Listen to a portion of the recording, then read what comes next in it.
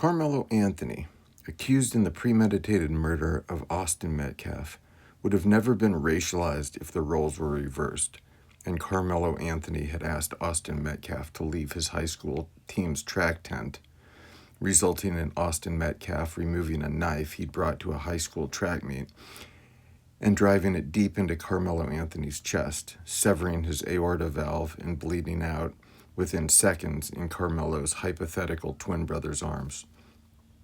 This was made into a white versus black thing when it shouldn't have been. I guarantee you, every single white person who wanted Carmelo Anthony in jail for murder would feel the exact same way if the races were reversed and it was a white Austin Metcalf who had stabbed a black teenager named Carmelo Anthony to death. There wouldn't be white protesters outside the courthouse chanting, "The only good ninja is a dead ninja." But we know Anthony's supporters wouldn't be consistent. If Metcalf killed Anthony, they'd be screaming to lock him up. And we as white Americans would be agreeing with them because the issue was murder, not race. It only became a race issue when Anthony raised over $1 million for murdering someone. With no evidence, it was self-defense. $1 million for a legal defense. That's celebration for the killing of a white boy. And when details emerged, it was clear. This was clearly disproportionate violence. And disproportionate violence is a huge problem with black teenagers. That's not a question. I know black politicians, activists, anti-gun advocates who say it privately. We need to stop the shooting. Too many 14 and 15-year-olds are dying. But when others say it, they ignore it, get offended, call you a racist, a white supremacist for noticing. Everyone with ties to the black community admits teens have a serious violence problem. But they never mobilize when a black 15-year-old kills a black 16-year-old. Yet the moment one person in the altercation isn't black, they mobilize, unify, support the black person, innocent or guilty. The rest of the country sees it. No outrage when a 2-year-old girl gets shot in a drive-by. Apparently, the only time black people collectively come together is to express dislike of another racial group. The facts of the case, defendant is black, the victim is white, and that's the bottom line, the only thing that matters. Third point, the gross distortion of what self-defense means. I legally carry. First thing you're taught, there are 1,000 things you do before you shoot someone. Deadly self-defense has a high threshold. I've been disappointed to see Anthony's side believe a push justifies deadly violence. Every man has been in a shoving match. The idea that's caused to escalate to murder, it's barbaric, third world behavior, uncivilized and dangerous. If you truly believe stabbing someone in the heart over a shove is a legitimate self-defense, then don't be surprised when other races don't want to be around you. If you're advertising you'll murder over petty stuff, people will do the math. Is being associated with you worth the risk? Boys push, boys shove, boys fight, boys wrestle. I'm not saying Metcalf should have pushed Carmelo. That's the mentality. How dare you tell me what to do? It's why Anthony stayed in that tent after 15 requests to leave. Team tents hold wallets, electronics, equipment. Reasonable to not want strangers in there. But a lot of black people adopted this toxic idea. We are not our ancestors. The implication? Ancestors were submissive cowards who did what the white man said. So now, adhering to social norms, respect for authority, following directions, judging a defendant based on the evidence of the case, and if that evidence proves his guilty of the alleged crime beyond a reasonable doubt, that feels like being an Uncle Tom or a slave. So a simple request to leave, like Austin Metcalf asking Carmelo Anthony to leave the tent 15 times, it feels like white supremacy, like dehumanization. Instead of leaving like any reasonable person, Anthony sat there defiantly, to prove to Metcalf he was not a slave, not his weak and submissive ancestors. And by all accounts, Anthony came from a two-parent household, good area, professional parents. Yet he still adopted that destructive mentality. This case revealed something disturbing. 1, an astonishing level of racial tribalism. 2, a gross perversion of self-defense. And 3, a complete rejection of accountability. And a how dare you tell me what to do mindset that turns basic social requests into violent confrontations. That's what's bubbling beneath the surface, and this verdict brought it out.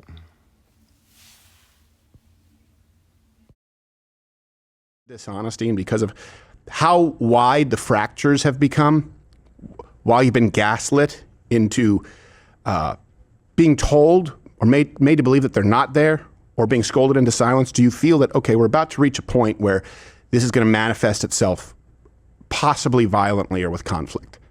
Yes, I'm talking about potential race-based conflicts in the Western world, in Europe. I think that may be where this is heading. And dear God, I hope not, but I'm not going to say, hey, we cut this off by simply saying, let's let bygones be bygones, let's all sit at the table. No, the only way that this gets cut off at the pass is those who've been instigating the violence and who've been perpetuating the lies, full-on remorse and redemption. That's what needs to happen, because it's been going on for too long, and a good portion of Western civilization rightfully feel like sitting ducks. So first story is the latest installment, it's fun, of A Based Brit. Traitors, mate, a lot of you. This is our country. You should be here standing with us.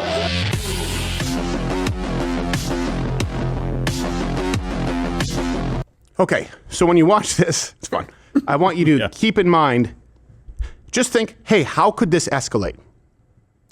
Because you're going to see GB News journalist Ben Leo discussing something, saying, take out of the equation here whether you agree with his opinion or not.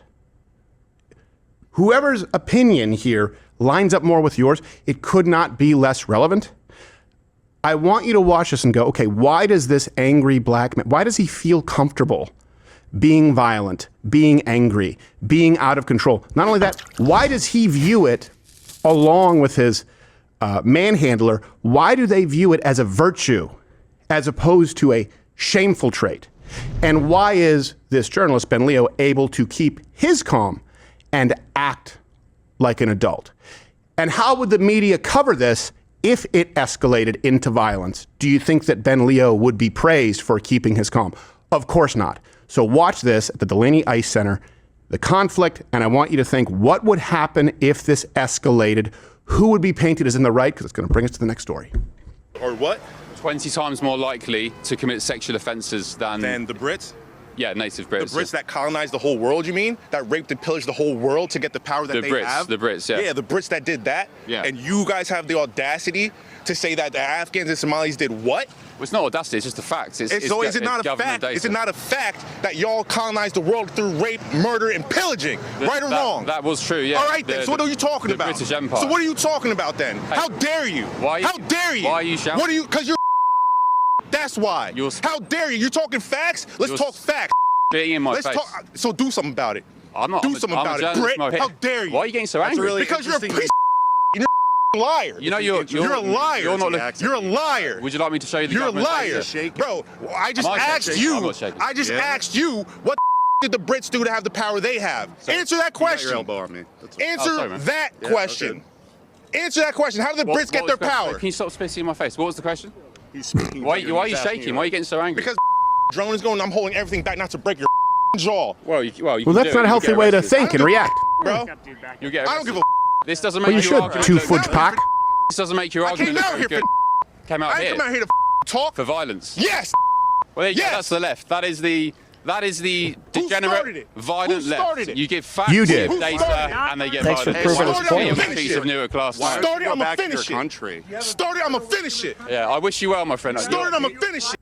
Yeah. That's the part where they just repeat the same shit as though it somehow makes their first shit more articulate when they say it through their second phrase or fourth phrase of shit. Like, it's just, Here's what he just said. He started it, I'm gonna finish it. He said something I don't like to hear, and I'm gonna commit violence. Be ready to start a protest. Fuck you. How about that? How about you can't go fuck yourself enough? How about that? And how about that to any black person who feels any other way than what I just communicated exactly? If you think, man, it's been too easy. Mike Tyson said to talk shit and not get punched in the face. I guarantee you Mike Tyson wouldn't say that definitely applies to having opinions on history of colonialism. No, it would not. It's about, rightfully so, getting in someone's face, trashing their family, personal, not expressing an opinion that you don't like. They view that as starting it. That's how they blame you when you get assaulted, you're the victim of a knockout game, or killed. It's enough. And by the way, Leo is, you can disagree, references available. Let me walk through this. He's referring to data that shows specifically Afghans and Eritreans are 20 times more likely to be convicted of sexual offenses than natives. Foreign nationals are 71% more likely to be convicted of for sex crimes than UK natives. That's a fact. That's a fact. Here's how you know it's a fact. I'm gonna finish it. Oh, so you're in that stat. You're more likely to commit a violent crime. You have no impulse control. And you're more likely to justify it because of words. It's ridiculous. This is going to go very badly. And, I did the black and white and the gray issues. I'm telling you this. Black people watching, you need to police your own and call this out. Because it's going to get violent. And do not mistake the civility of those who disagree with you for weakness. Okay? Because the very few times you guys rolled up on the wrong white boy who'd had enough and he kicked your ass or he defended himself, you guys said it was a travesty of justice. You're the toughest guy until you get the shit kicked out of you and now you're a victim who needs a march. Fuck off a million times. Anyone, not all black people, of course, not all, to be clear, anyone who says this man is justified. And there are too many of you. There are too many people out there who say this is justified. Period. It's not. It's not. It's childish. It has no place. And I'm not perfect by any means. I sin just like everybody else do. Because the level of hate that I have for niggas, that alone, I believe that it will send me straight to hell. Because it's cases like Carmelo Anthony's that really truly send me into a nigga hating frenzy. The mindset of you niggas truly need to be studied. And see, something told me not to react initially because a lot of things about this case just off the rip didn't even sound right. And one thing about our people, we are just so emotional. The best way to get us stirred up is to make it about race because we are the biggest racists. And with that, we play the victim mentality card. Something always has to happen for us to misbehave, and it's because we're black. Nothing just happens to supersede that. All the facts that we can literally just shove in your face will go literally out of the window because you were violated, because you were black. See, I truly believe that boy had all the intentions on killing somebody that day. Because here's the thing, you are a whole track star. You know how things are ran and how things go. But yet you chose to go to the opposing team's side with a backpack and a weapon. Why are you there with a backpack and a weapon? Now, these folks asked you 15 times to leave from their side and you refuse to go. Instead, you make a threat saying basically, fuck around and find out. And you mean to tell me that nothing about that was premeditated? You was ready to use whatever you had in that book bag. Even with this boy shoving you. You could have just beat his ass or stuck him, something. But no, you wanted to kill. Because you reached inside that book bag and you stuck this boy in the chest. There was too many opportunities for him to turn around and walk away from the situation. But no, he really wanted to harm someone. And all because this boy pushed you, you felt like it was an opportunity for you to kill somebody. Now you want to claim self-defense. And you dumbass niggas is sitting up here saying that a boy, a human being, was worth losing his life over a push.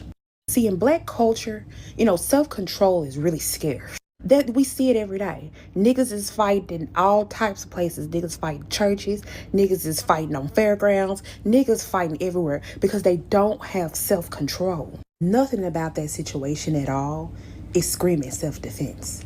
It screams intent.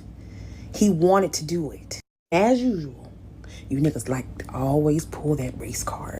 What the hell does black have to do with anything? He committed a crime. And the kicker about it all, they had 6 witnesses. And 4 out of 6 of them were black, and they testified against Carmelo Anthony. They said that he was the aggressor. And you don't hear no black people talking about that. And see, that's the problem. Y'all like to pick and choose shit that fit that ghetto ass rhetoric. When the facts and when the truth come out, y'all never have anything else to say. I'm sorry, but your boy is cooked, toast, burnt. You niggas stay looking at the end result, but never look at how we got there. If he did not go over there, sitting on the opposing team side, y'all realize none of this would have happened. But like I said, y'all always picking and choosing whatever fits your narrative. And this is why I say black supremacy is a thing. Y'all have a thing with this whole black power shit because y'all mad that he has an all-white jewelry. Like, what make y'all think that if a black person was gonna be on the jury, he was gonna automatically get a pass? Cause Let Me would have been on that jury, baby. Guilty. Guilty. It's the audacity of y'all thinking that y'all own black people in every which way. To me, that is really freakishly mind-blowing. And just to put it out there as well, this just goes to show you that no matter whether, because he comes from a 2-parent household in McKinney, Texas, so this is a pretty nice area. Demons are demons. Okay? You don't have to be in the hood just to be a demon. If it's in you, it's in you. He wanted to be a demon. He performed an act, and boom, here we are. But you niggas really irk me in every inch of my soul, using that as an excuse to get away with everything. You guys never ever hold yourselves accountable to nothing. And then at the same time, you have people out here in the world thinking that me, other black people are like you niggas. That shit makes me so angry. And that's why I have to pray, because I'm telling you, the hate that I have, I need to try to find some love. I need to dig deep in my soul and get on my knees and pray and find some love in my heart for you niggas, because it's just I just don't have it. Shoot, if I get close enough, push you right into that crack. Get ready, lads. It's riot season, Abe. I think we're going to give 2020 Summer of Love a run for its money. I think it's going to get fiery, but mostly peaceful in Frisco, Texas. So I'd pack some freedom seeds if I was anywhere near this place or any Democrat-run hellscape, because this might metastasize elsewhere. We are at the Carmelo Anthony court hearing. It has kicked off. It's a go. And we got a mini race war in the parking lot of this place. That's right. Here you got Jake Lang, and he's got a White Lives Matter placard. And this has set off a whole set of feelings in the parking lot. Let's go down, take a look. This is a Frontlines TP USA. Don't stand on shit. Whatever you talking about the motherfucking lie, and you motherfucking know it. I don't give a fuck. Whatever you talking about the motherfucking lie, and you know it. Fuck you. Fuck you. Chimping out, man. Low impulse. Yeah, you just did the meme for everybody. What do you think? Black people are violent? Say it to my face and I'll kill you. I'll kill you, you honky. You are not dodging the meme accusations in the parking lot, dude. But I think that's probably why we're in this situation. Right? Jake Lang's acknowledging a sense of low to no impulse control in certain communities out there.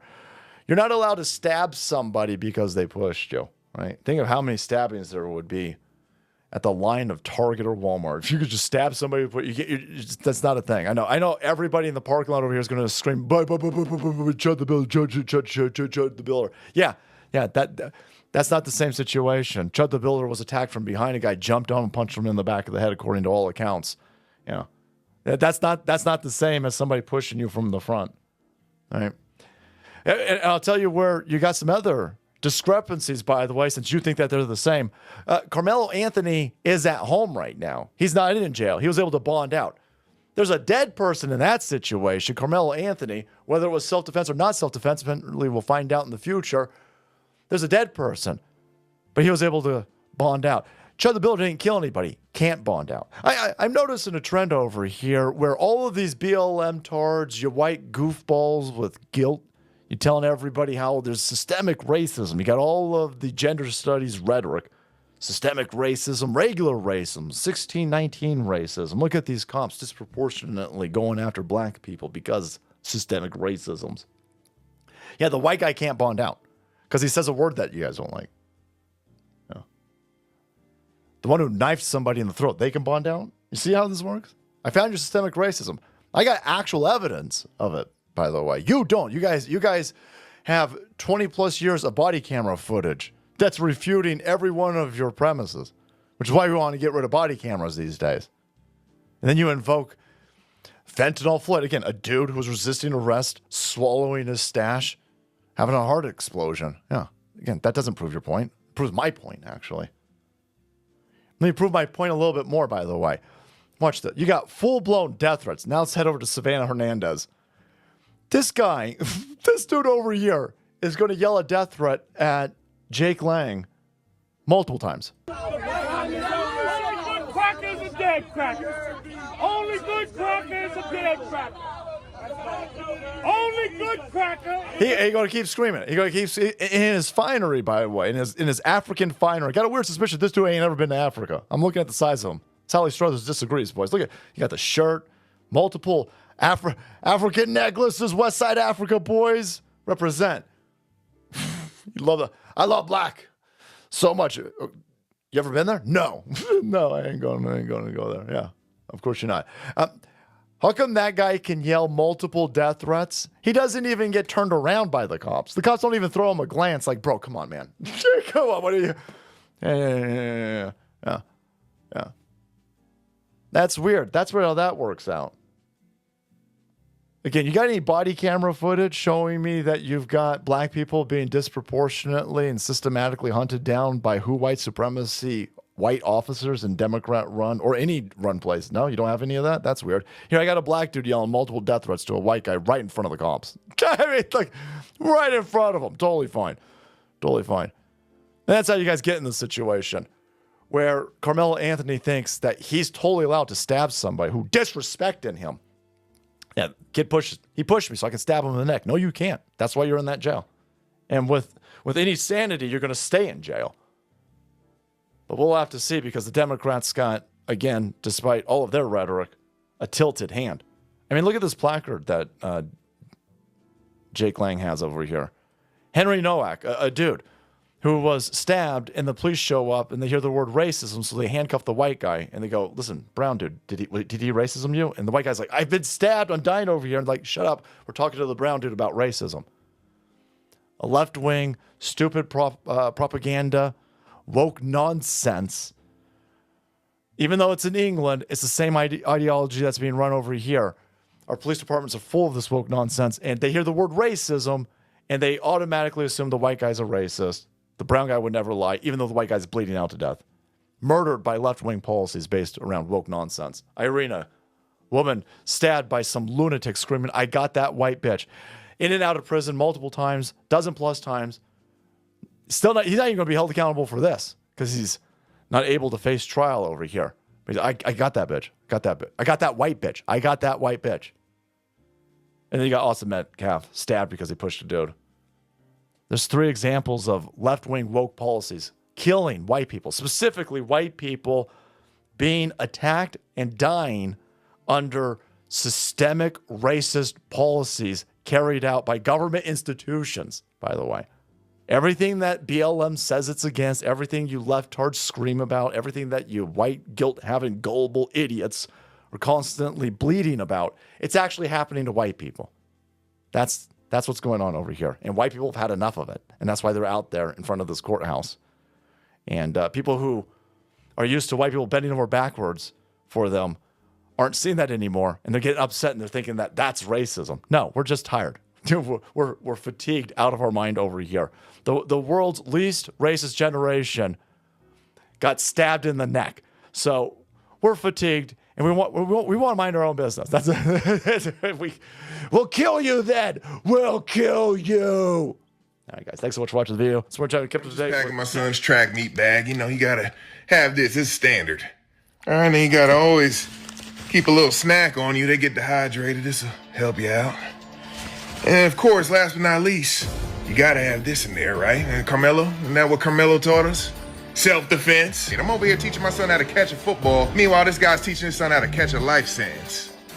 Y'all are so damn silly and embarrassed. Took this boy's life for no reason. Austin Metcalf and his brother, they're heroes. They seen you looking crazy and they wanted you to get out of there. They protecting their teammates from you. Why don't you just take the knife out and wave it around and show everybody the crazy nigga you are? You didn't even give Austin a chance. Well, now the detective is saying that his knife was legal to have. I don't care if he had a pencil on him. He stabbed a child in the heart. That's murder. It's illegal. And he should go to prison for life.